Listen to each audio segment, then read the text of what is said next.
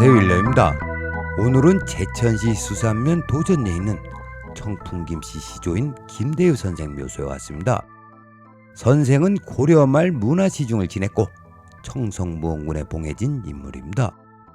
도전리 마을 입구에 설치된 마을 안내판과 인근 청풍김씨 시조묘 안내판을 종합하면 소곡리와 도전리 경내에 위치한 득국제와 육판제라는 고개가 있는데 이 고개가 그냥 고개가 아니랍니다.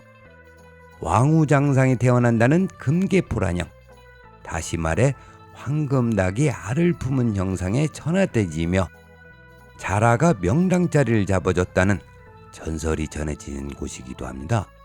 그런데 특이한 점이 있습니다. 선생의 묘소가 한동안 실전되었다가 후에 다시 찾게 됐는데 그 사이 누군가 무단으로 묘를 조성해서 지금은 두 기의 봉분이 나란히 있습니다. 문제는 어느 쪽이 진짜 선생 묘소인지 아무도 모른다는 것입니다. 그래서 문중에서는 두 기를 똑같이 관리하고 있다고 합니다. 말이 나온 김에 도장에 대해 말씀드리겠습니다. 남의 산이나 묘자리에 몰래 묘지를 조성하는 것을 도장, 투장, 밀장이라고 합니다. 이러한 도장이 흉행했던 이유는 명당에 대한 욕심 때문입니다.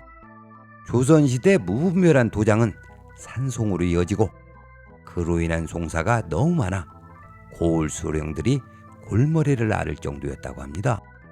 시기적으로 극심했던 때가 임진왜란 이후부터인데 당시 조선 땅에 풍수붐이 일어났기 때문입니다.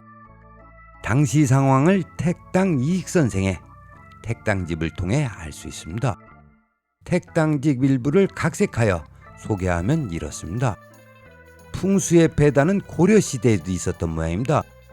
조선을 건국하면서 이러한 폐단을 바로잡기 위해 청오경, 금난경 등 약 10여 권의 서적만을 남기고 나머지는 불태웠다고 합니다. 그때 선별된 풍수서책은 관상감의 교재로 쓰였고 200년 이상 궁중과 사가에서 정통 풍수논리로 자리매김하였습니다. 그런데 임진왜란 이후 명나라가 망하면서 유출된 방대한 풍수서적이 조선 땅으로 들어왔습니다.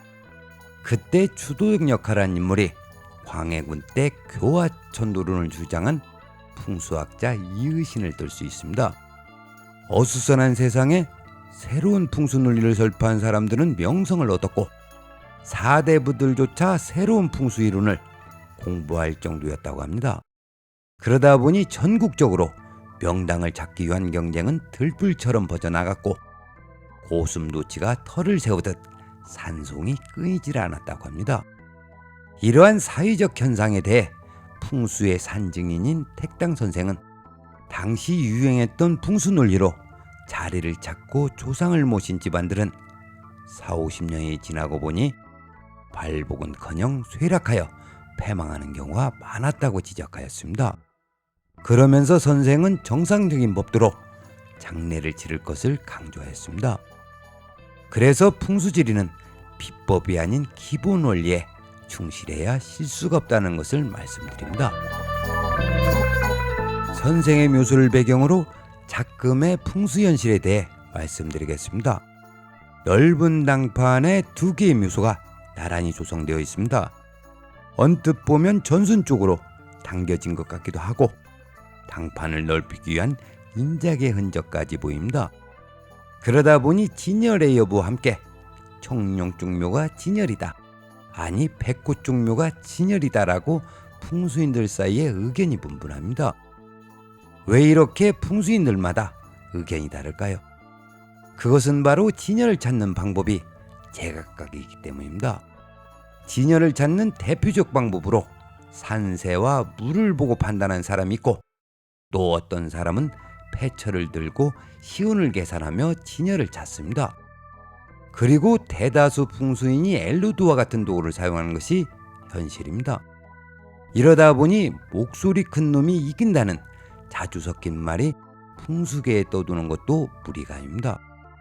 그렇다면 왜 진열을 찾는데 다양한 논리와 도구가 필요할까요?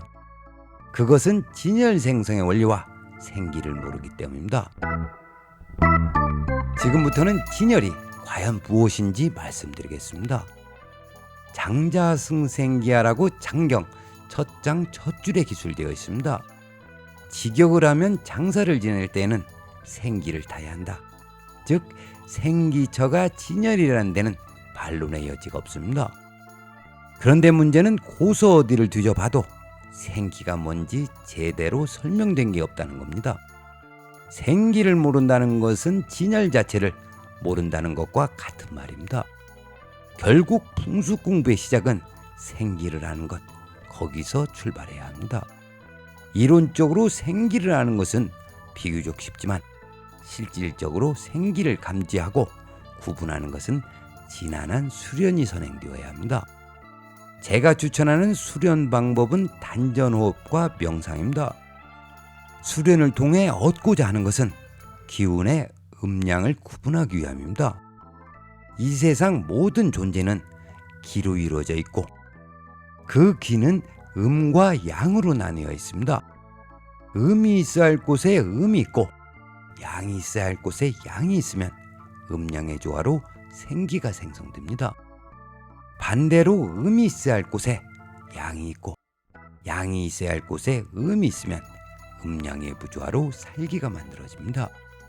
이 원리를 모르면 아무리 자리가 좋아 보여도 결국 실현할 수밖에 없습니다. 선생의 묘수에 대해 풍수적 관점에서 말씀드리겠습니다. 인기우순으로 달려온 생기가 백곡방에 있는 묘수에서 진열을 생성하고 남은 여기는 정방으로 빠져나가 표시한 수기처에서 개주기를 실현하였습니다.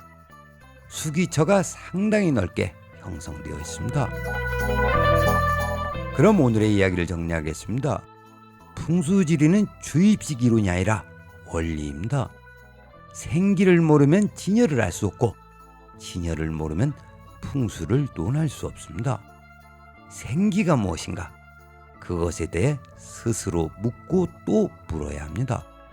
오늘은 여기까지 하겠습니다. 시청해 주셔서 감사합니다.